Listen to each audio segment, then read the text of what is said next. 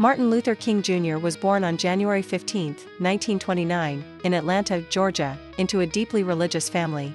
His father was a Baptist minister, and young Martin grew up in a world where the church played a central role.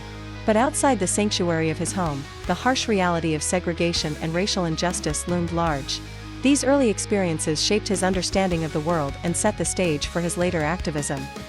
As King grew, so did his desire to challenge the status quo. After earning his doctorate in theology, he became a pastor in Montgomery, Alabama. It was here that King first emerged as a leader during the Montgomery bus boycott of 1955. Sparked by Rosa Parks' refusal to give up her seat, the boycott lasted over a year and ended in a Supreme Court ruling that segregation on public buses was unconstitutional. King's commitment to nonviolence and his powerful oratory skills quickly made him a prominent figure in the civil rights movement. The height of King's influence came in 1963, with the March on Washington for Jobs and Freedom. Standing before the Lincoln Memorial, King delivered his iconic "I Have a Dream" speech to over 250,000 people. In his speech, he envisioned a future where all Americans, regardless of race, would be judged by the content of their character and not the color of their skin.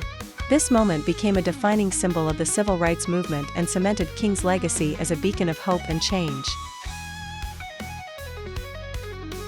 Despite his growing influence, King faced significant challenges. His commitment to nonviolence was tested by the brutality of segregationists and the impatience of younger activists who questioned his methods.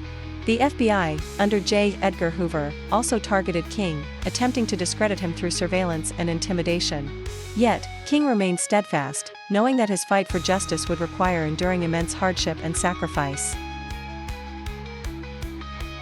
Tragically, Martin Luther King Jr.'s life was cut short when he was assassinated on April 4, 1968, in Memphis, Tennessee.